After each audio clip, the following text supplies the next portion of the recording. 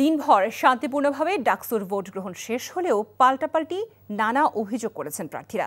ছাত্রদল সমর্থিত ভিপি প্রার্থী আবেদুল ইসলাম খান বলেছেন, ভোট গণনায় কারচুপি হলে তা প্রতিরোধ করা হবে।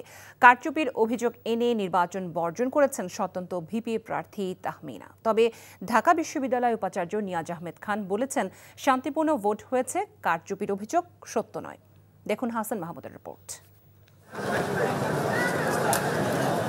ঢাকা বিশ্ববিদ্যালয় ছাত্র সংসদের ৩৮তম নির্বাচনে দিনভর ভোট গ্রহণে কোনো ধরনের অপ্রীতিকর ঘটনা না থাকলেও বিভিন্ন ইস্যুতে অভিযোগ পাল্টা অভিযোগের তীর ছুঁড়েছেন প্রতিদ্বন্দ্বী প্রার্থীরা। কড়া নিরাপত্তা প্রহরায় বিপুল ভোটার উপস্থিতিতে উৎসবের আমেজে ঘিরে রেখেছে দেশের এই সর্বোচ্চ বিদ্যাপীঠ। দীর্ঘ ৬ বছর পর তাই উচ্ছ্বাস মুখর ক্যাম্পাস। অনেক পরিশ্রম করেছেন আপনারাও। ৮ ঘন্টার ভোট গ্রহণ শেষ হলে এক সংবাদ সম্মেলন করে ছাত্রদলের সমর্থিত প্রার্থী অভিযোগ করলেন পক্ষপাতিত্বের।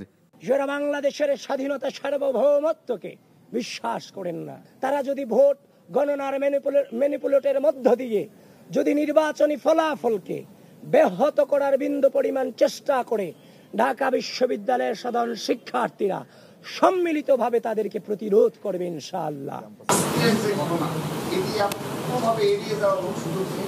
জামাতে ইসলামী এবং এই ছাত্র শিবির যে দেশের পক্ষের শক্তি না, আজকে আবারও তা প্রমাণ করে দিয়েছে। এদিকে ছাত্রদলের কেন্দ্রীয় নেতারা উপাচার্যের কাছে কারচুপির অভিযোগ তুলে ধরেন। তাদের অভিযোগের জবাব দিয়ে উপাচার্য জানিয়েছেন, ভোট শান্তিপূর্ণ হয়েছে, কারচুপির অভিযোগ সত্য নয়। আমরা ২-৩টি অভিযোগ এসছে, প্রত্যেকটি অভিযোগের ব্যাপারে নির্বাচন কমিশন সঙ্গে সঙ্গে ব্যবস্থা নিয়েছে এবং এর বাইরে বড় মাপের কোনো অভিযোগ আমরা পাইনি। যেগুলো পেয়েছি অ্যাকশন নেওয়া হচ্ছে। নির্বাচন কমিশন এখন আমি যে কথা বলছিলাম তা আগেও তারা আইনি পয়েন্টটা বিবেচনা করছিলেন। একজনকে অলরেডি তাৎক্ষণিকভাবে রিমুভ করা হয়েছে ইত্যাদি। এদিকে সংবাদ সম্মেলন করে শিবির সমর্থিত প্রার্থী সাদিক কায়েম বলেছেন, তাদের বিরুদ্ধে আনা সব অভিযোগ ভিত্তিহীন। আমাদের অবস্থান পরিষ্কার, যারা নির্বাচন বানচাল করতে চায় তাদের হবে। আমরা বিশ্ববিদ্যালয় প্রশাসনকে লিখিত অভিযোগ দিয়েছি। বিশ্ববিদ্যালয় প্রশাসন আমরা অনুরোধ করব দ্রুত সময়ের মধ্যে এই নির্বাচন বানচালের সাথে যারা জড়িত আছে তাদের সবার বিরুদ্ধে যেন দৃষ্টান্তমূলক বিচার আওতায় নিয়ে আসা হয়।